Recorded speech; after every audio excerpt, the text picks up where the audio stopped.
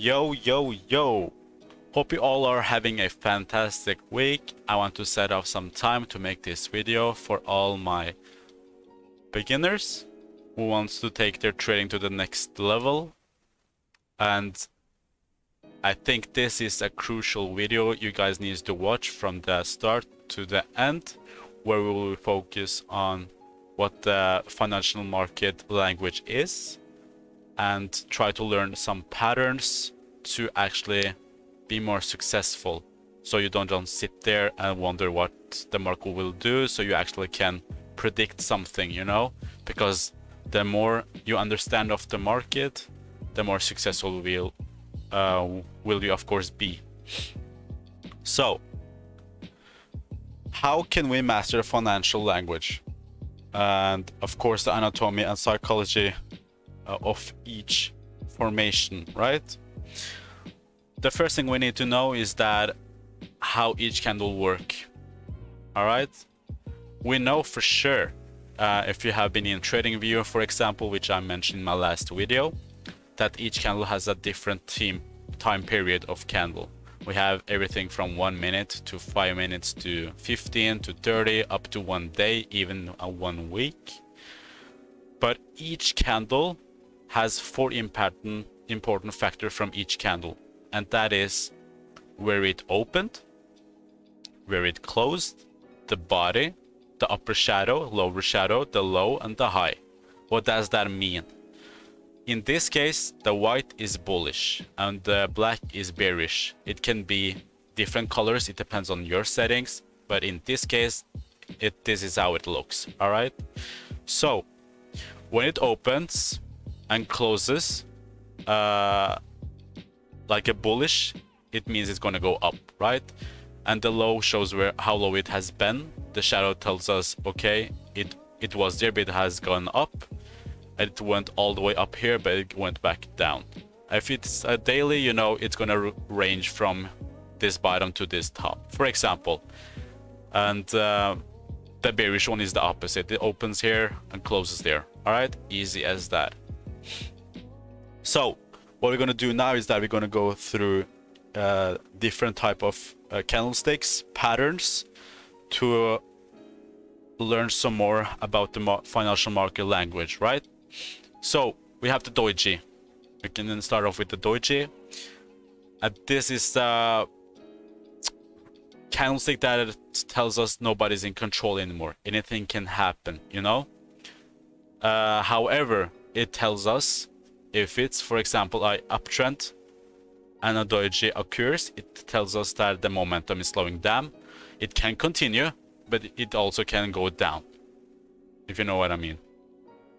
So I have written here, it's a good opportunity to exit or enter if it meets your requirements. Let's say you have bought at this dragonfly doji, which means it's going to go up because it has hit the support, for example. If you see, it was a support here and the dragonfly came with a long tail of rejection. It's perfect entry, so you entered here and you saw this rickshaw man, long-legged. However, it's a doji, so you were like, okay, maybe I should close at this point. I have made some pips, I have made some money, I'm happy. You closed and you can maybe buy even, sell, I mean. So you sold, boom, then another doji, and another doji. All right, so what it means is that it's the momentum is slowing down. That's the most important part. And then we have the inside bar pattern. The inside bar pattern can give us a sign about pause or consolidation phase, right? However, in a trending market, it's a continuation for a good entry. Let's say, for example, you didn't enter at this point, right? It was a strong resistance and it got rejected. You could enter, for example, here, and you could have your stop loss up here, but you didn't enter. However, at this point, it made an inside bar. It can be two candles, 3 or 4, so long it's inside the motherboard, right? Like, for example, like this one. It's 2 candles, so you could either enter here or there. However, both are inside the motherboard, mother bar, right? And then you could just sell. Boom. Nice entry. And in a range market, it can mean reversal. And the range markets like this, right? Up and down on support and resistance, right?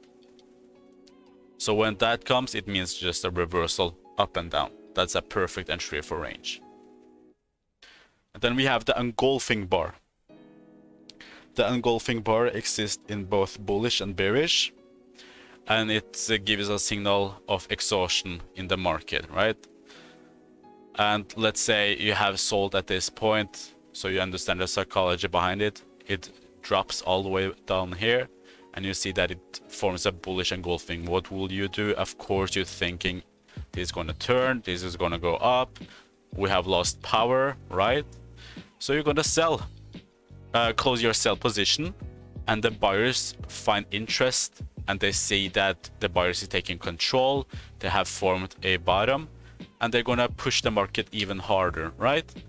So that being said, buyers can buy positions here, and the sellers will of course close. And the opposite, of course, if it's going to be bearish, right? And then we have the pin bar. The pin bar is also in the bullish and bearish. The longer the tail, the better, because it means the amount of rejection it actually got, right? And it mostly occurs near support or resistance and can indicate reversal, right? So let's say you have a strong resistance at this point, right?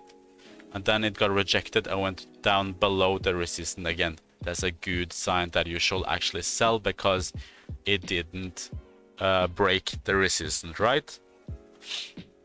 It also goes well with moving average and Fibo retracements. Let's say you draw a Fibo from here up to there, and then it got rejected at the point, you know? I'm gonna make another video based on moving average and Fibo retracement, but for now, just know that based on support and resistance with the long pin bar, it's a good entry because it's gonna reverse, right? Cool. And then we have the morning star and evening star. And the morning star, it's only gonna work in the end of a trend. It doesn't work in, for example, a range or a choppy market. It's gonna only be in the end of the trend because it's gonna reverse, right? So if it's a downtrend, the first candle is of course bearish, and this is strong. This is a strong bearish candle. However, it made a doji, and then it made, because at this point it has lost momentum, right? So we don't know where it's gonna go. It can continue down, it can go up, right? So the third candle, it's a sign that buyers are taking control of the market, right? So what you're gonna do at this point is that you're gonna close and you can actually buy, for example. And the evening star is of course the opposite. Cool. And then we have the piercing pattern and the dark cloud cover. All right. So in a downtrend, piercing pattern may occur, but require the candle to close below and close over 50% of the first candle to be valid. What that means is that, for example, here it got a pin bar, right? It got rejected, so it went down. And if you can see at this point, it made a new candle which opened from the bottom, right? So it can have, I want to imagine this, right? This point is not there yet. It's going down, strong bearish candle, and it goes down here. But from this point it starts to go back up, and so long it closes 50% over the first candle, then it's valid. And that's a sign that the buyers is taking control. They will shake off the sellers. The sellers were going to be like, oh shit, this is going to go up, I shall close it, I shall take my money. And that's what it does, right?